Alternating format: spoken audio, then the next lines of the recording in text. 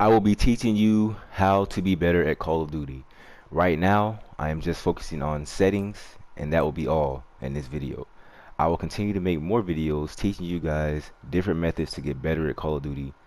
As long as you want to see those videos, I'll continue to make them. We're going to go down here to button layout.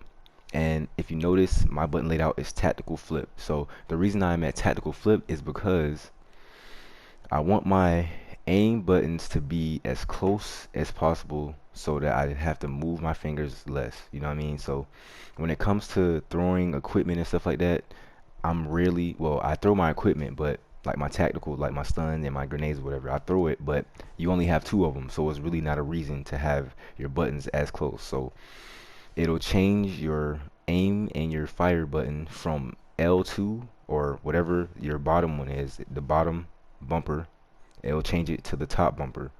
So that'll enable you to be able to shoot and aim faster. So the flipped part of the tactical. So the flip part changes your melee and your crouch slash prone. So normally you crouch or prone or lay down, whatever you want to call it, with the circle button, and you hit people with the stick, the aim stick. So what the flipped is doing is switching your melee to circle and switching your crouch to the R3 stick button, whatever you want to call it. So what this does, this allows you to be able to shoot, aim, fire, and lay down all at the same time. It allows me to not have to take my button off, my finger off of the button in order for me to drop shot or just get lay down or do whatever I want to do. That'll be very helpful when I'm getting shot at and I want to get down behind cover, or I want to slide faster without, I can slide and aim all at the same time. You get what I'm saying? So this is going to help you be more able to do more things at once. You know what I'm saying? I can aim, slide, lay down, shoot. I can do all that at once. So that's the tactical flip button layout. That'll be very helpful. And I must say that I do play claw, and if you guys don't know what it is, just look it up and you'll see I play claw. So that really helps me as a player. Like I could do everything all at once, and I don't have to take my finger off the aim button at all. But now we're going down to aim response curve type. We're gonna go dynamic because dynamic allows you to, it allows you to be more, I guess, like I can move faster. You know what I mean? That's why my sensitivity is so high, because if I'm spinning around doing a turning around on somebody, I can literally turn and it'll stop for me. It's more adaptive to the way that you're playing. You know what I mean? So that's why I use dynamic. So now we're at controller vibration. You want to turn that off. Turn that off. Think about it like this: you're driving your car, right? And you're going on a bumpy road. It's gonna be harder for you to control that, right? So same thing when you're aiming and shooting. When your controller is vibrating, you know what I'm saying, it's harder for you to stay steady with your control, stay steady with your aim, you know what I mean? So it kind of throws you off. So you want to turn that off so you can have a smooth gaming experience. Then we're going to continue to go down. Weapon fire threshold. So if you, I'm gonna read this. If it's off, the fire button will react the same regardless of the weapon used. And then if it's on, the fire button will simulate a gun's trigger with different thresholds to fire different weapons. So that basically means that every weapon will fire differently. No, I want every gun to fire exactly the same. This isn't real life. When you're playing Call of Duty, we don't have, it's not like that. We don't have different guns. Different guns ain't firing different. Nah, we ain't doing that. We want everything to stay the same, so that way, like, we know how the gun is gonna react every time, so that our aim will be better. That's what that's for. They're doing a lot of new stuff with the controls. A lot of the stuff that you don't even really need it. You could just leave it alone, most of it. So I didn't even touch this. So everything else, just leave it alone, pretty much. So now we're gonna go over to the gameplay real quick. Target aim assist, you always want to have that on, no matter what. ADS aim assist, you want to have that on. That's all that's doing is helping you stay on target. You want to stay on target. It's helping you stay on target.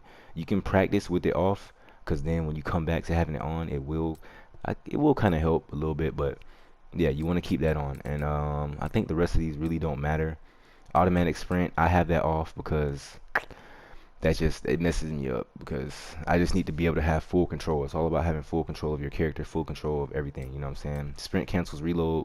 That's a very good thing to do, because it's like a move. You know what I mean? It's kind of like if you're reloading, double tapping triangle or double tapping whatever it may be, it might take too long. When you sprint real quick, it'll just knock you out of the reload and you'll be able to do it. So everything else really doesn't matter. You know what I'm saying? This is all your preference, but those other settings are a must. Tactical flip, you have to have those, all that. So now we're gonna go over to the graphic settings. See, some people may not know about this. You know what I'm saying? You need to do these settings. These are very important. So the first one, you want to go to safe area. You want to have your safe area as small as possible. You want to have it as small as possible because this will fit everything into a compact space so you just can see your whole screen fully. Because if you come out, if you bring it out like that, it's gonna spread it out. So now your mini map might be going off the side and stuff like that. It decreases the amount of stuff that you can see around the map. So this basically opens your field of view kind of in a way. You know what I mean? So you would think that if you open it all the way out to the very end that it will help you, but no, that's not true. So make sure you decrease it to the max. Like make sure it's as small as possible and we're good. So now field of view, I will keep field of view the same because if you start making your field of view anything other than what they said it'll kind of distort your image on the screen. So now it's kind of like a weird, your depth perception is off and it throws everything off. So don't change that. World motion blur. So you really want to turn that off. Look at these images right here. Look at the two. So you don't want to be having this blur there when you're spinning or you're moving, because you, especially for me, because my sensitivity is so high, I don't want to have the world fucking making me feel dizzy and shit while I'm trying to aim at people. I'm moving quick, I'm doing this, I'm doing that, you know what I mean? So you want to take that off. And the same thing with weapon motion blur. You don't want to have no blur on your screen. You want to have everything to have a clear field of view, clear field of vision. You don't want to have none of that. So safe area, world motion blur, and weapon motion blur are the only things you're gonna mess with on this screen.